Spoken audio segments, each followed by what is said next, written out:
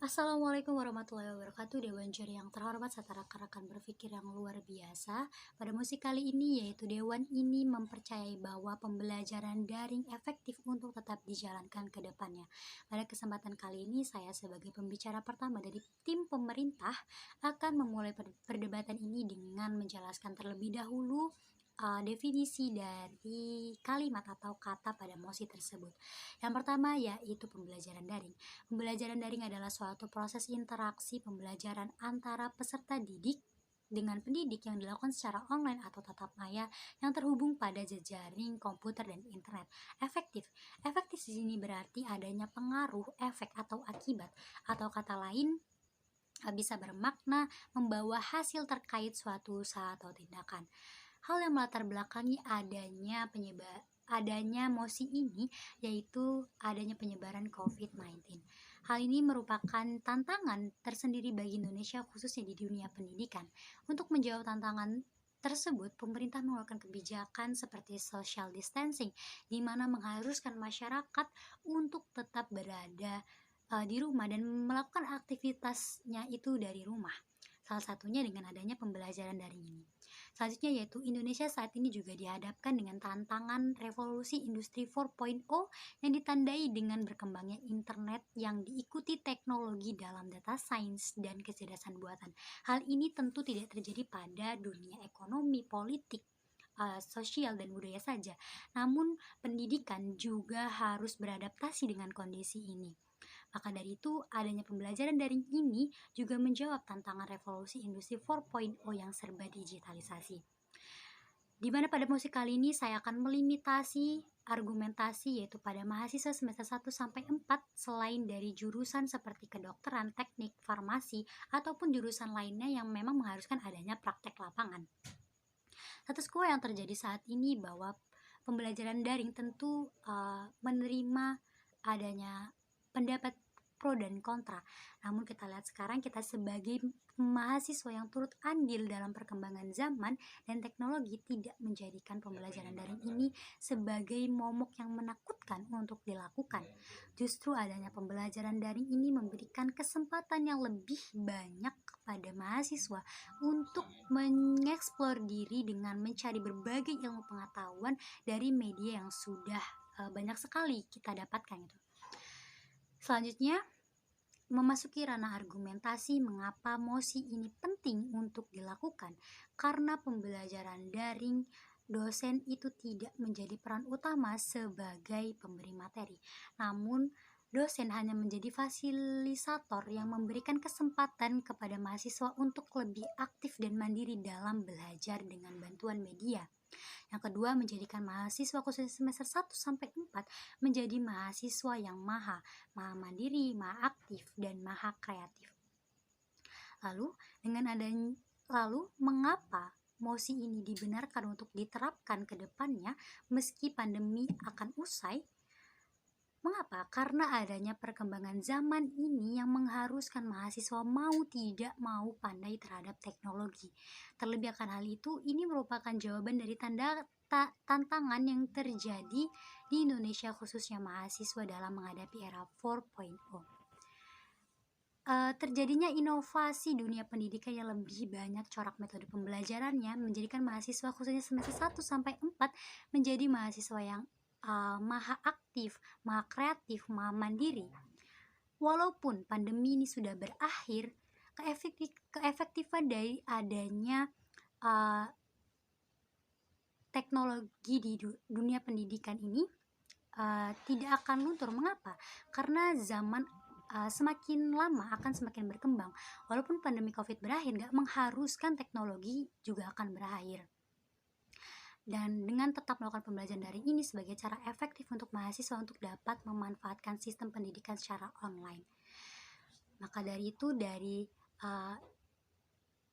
hal manfaat yang kami sampaikan, dapat disimpulkan bahwa pembelajaran daring tidak bertentangan dengan makna pendidikan. Pemberian materi, pembelajaran itu bisa dilakukan secara daring.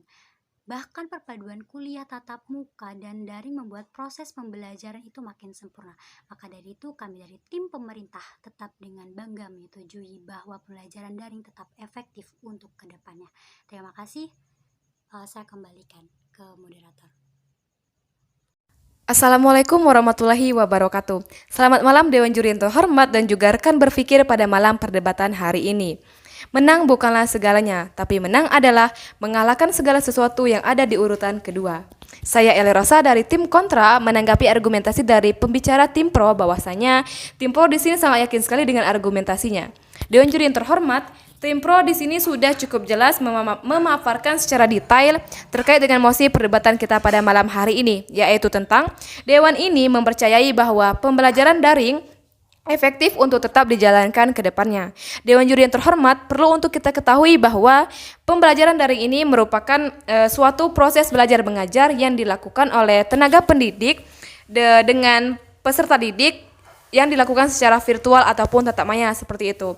Nah, tentu saja pembelajaran daring ini banyak sekali menimbulkan pro kontra di kalangan pelajar, terkhusus mahasiswa seperti itu.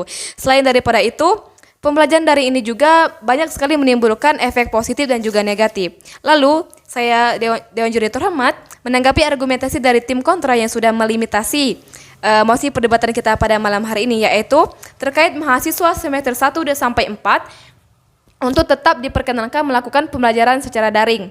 Kecuali jurusan yang memang mengharuskan mereka untuk tetap melakukan pembelajaran secara tatap muka seperti itu. Namun Dewan Juri yang terhormat, kami pikir rasa-rasanya tim pro di sini sangat berlaku tidak adil kepada mahasiswa yang tidak ada praktikumnya seperti itu.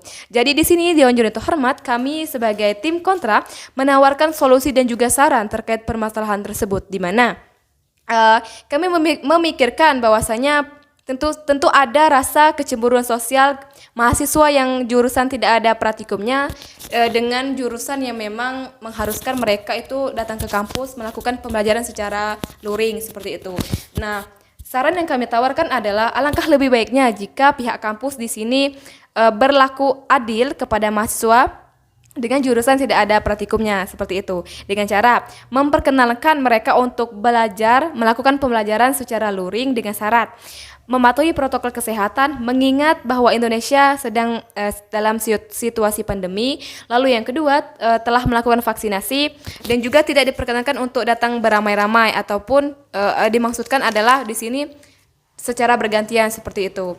Dewan Juri yang terhormat, kami sebagai tim kontra menolak secara tegas mosi perdebatan kita pada malam hari ini.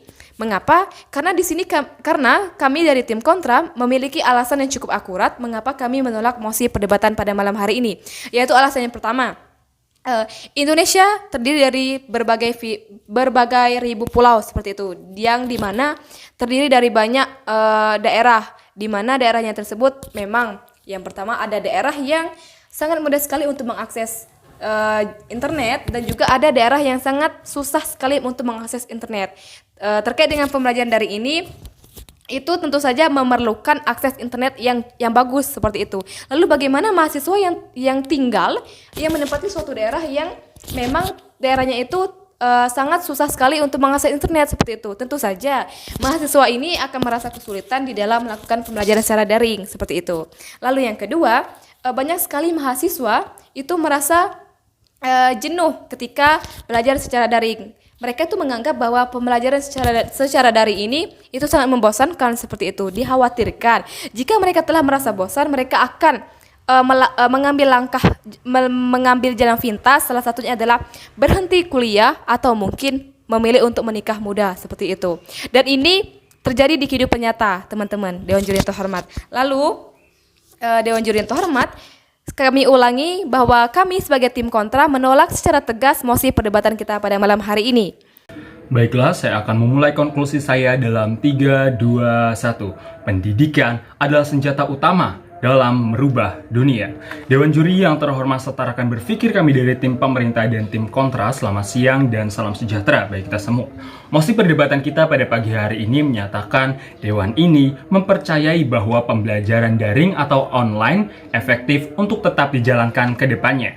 Sebagaimana tim konklusi yang memberikan satu kesimpulan dan menarik benang merah perdebatan kita pada sore hari ini, kita memiliki satu pertanyaan: seberapa efektifkah sistem pembelajaran online ini? Kami nyatakan bahwa efektif bila mana pada pelaksanaannya sesuai dengan standar prosedural yang ada dan juga didukung dengan kurikulum yang baik dan sesuai dengan perkembangan zaman. Maka dari itu kami dari tim konklusi juga yakin dan percaya bagaimanapun sistem pendidikan yang diterapkan di Indonesia, jika pada pelaksanaannya tidak sesuai dengan standar prosedural yang ada, tidak didukung dengan kurikulum yang baik dan benar, maka pada akhirnya niscaya tidak akan mencapai satu kesetaraan pendidikan yang berkualitas.